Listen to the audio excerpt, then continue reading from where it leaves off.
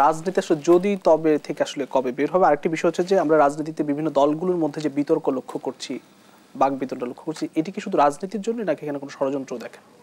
না, বিতর্ক তো আসলে দেখেন বিতর্ক অনেকগুলো হতে থাকবে কেন, যে নির্বাচনের একটা ডেটটা কবে হবে। এখন এটা তো মনে করেন আপনার সব দলের একটা স্ট্র্যাটেজি আছে। কেউ চায় নির্বাচনটা ইমিডিয়েট হোক, কারণ তাদের যে স্ট্র্যাটেজি তারা মনে করে ইমিডিয়েট হলে তার জন্য ভালো। আবার কেউ চায় একটু দেরি হোক, কেউ চায় আরও দেরি হোক। এটা হতেই পারে। প্রিপারেশন যার ভালো সে কিন্তু পরীক্ষা পিছাতে বলে না, আর যার প্রিপারেশন খারাপ সে বলে পরীক্ষা যদি 7 দিন পিছাইতো তাহলে আমার সুবিধা হইতো। এখন দৈব দুর্বিপাক কিছু একটা হইলেই হয়, পরীক্ষা পিছালে তার চান্স যায় এরপর সে ভালো করবে। এই পরিস্থিতিতে সিদ্ধান্ত নিবে কে? সিদ্ধান্ত তো কার কি প্রিপারেশন এটা ইম্পর্টেন্ট না, ইম্পর্টেন্ট হলো রাষ্ট্র কি, সরকার কি চায়, জনগণ কি চায়। জনগণ তো নির্বাচন চায় রে ভাই। এখন মনে করেন যে আপনি কি সব জনগণের প্রতিনিধিত্ব করেন? না, আমি করি না। আমি আমারটা বলতেছি, আমি নির্বাচন চাই। আমি তো মনে করি এই নির্বাচন অক্টোবরে হওয়া উচিত ছিল। অক্টোবর নির্বাচনের জন্য এখনো সময় আছে। এটা তো আমি চাই, এটা আমার পার্সোনাল চাওয়া। আমার সঙ্গে আপনার নাও মিলতে পারে, আপনি আপনারা বলেন আমার অক্টোবরের পিছনে কি লজিক আমি বলতে পারি, কিন্তু আপনি কি বলতে পারেন? সরকার যখন বললো, সরকার প্রধান যখন বললো যে এপ্রিলে নির্বাচন, উনি কোনো ব্যাখ্যা দিয়েছে কেন এপ্রিলে নির্বাচন? কোনো ব্যাখ্যা দিয়েছে? ব্যাখ্যা তো দেয় নাই। বিএনপি বলছে তারা ডিসেম্বরে নির্বাচন চায়, তারা মোটামুটি একটা ব্যাখ্যা কিছু দিয়েছে টুকটাক। কিন্তু যখন তারা ডিসেম্বর থেকে আবার ফেব্রুয়ারিতে গেল, কেন করে এটা আবার বলে না। এটা কিন্তু বিএনপিও বলে না যে কেন ফেব্রুয়ারি, কেন ডিসেম্বরের চেয়ে ফেব্রুয়ারি বেটার হবে, বলে না।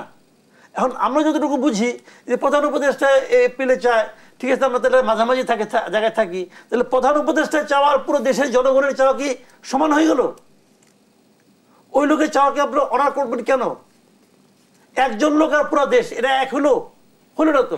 যদি আপনি ব্যাখ্যা দেন, আসেন আমরা আলোচনা করি, আপনার লজিক দেন যে কোন সময়টা বাংলাদেশের প্রেক্ষিতে নির্বাচনের জন্য কোন সময় ভালো। বাংলাদেশের জন্য নির্বাচনের জন্য বেস্ট টাইম হলো অক্টোবর থেকে ডিসেম্বর, এর মধ্যে আর কোনো আলাপ নাই। বাকি আলাপ আপনি করতে পারেন।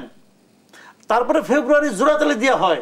যদি ফেব্রুয়ারিতে ইলেকশন না করতে পারেন, আগামী বছর অক্টোবর আগে ইলেকশন হবে না, আপনি নিশ্চিত থাকেন হবে না। কাজে এই সমস্ত গান গাইতে পারে লাভ নেই কোনো। আর যে কথাটা আপা বললেন, খুব একটা সিরিয়াস কথা কিন্তু বলছেন। কালকে প্রেস কনফারেন্সে যিনি আসছেন প্রেস সেক্রেটারি, উনি ওনাদের বরাতে বলছেন ইলেকশনে কি হবে, কতগুলি বুথ হতে পারে, কতগুলি আইন শৃঙ্খলা বাহিনী কারা কারা থাকবে, নতুন কত লোককে নেওয়া হবে, 18 থেকে 35 বছরের বয়স্কের জন্য আলাদা ভোটার লিস্ট হবে। এই যে আলাদা বুথ হবে, আলাদা বুথ হবে, ভোটার লিস্ট আলাদা হবে, ভোটার লিস্ট আলাদা কথা বলছি।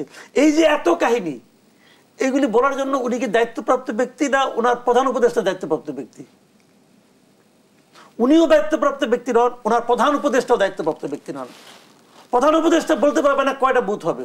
প্রধান উপদেষ্টারও বলা উচিত না যে কোন কোন জায়গায় আর্মি থাকবে, কোন জায়গায় আর্মি থাকবে না, আর্মি স্ট্রাইকিং ফোর্স হিসেবে থাকবে নাকি থাকবে না, এইগুলি বলবে নির্বাচন কমিশনার, এগুলি বলবে নির্বাচন কমিশন।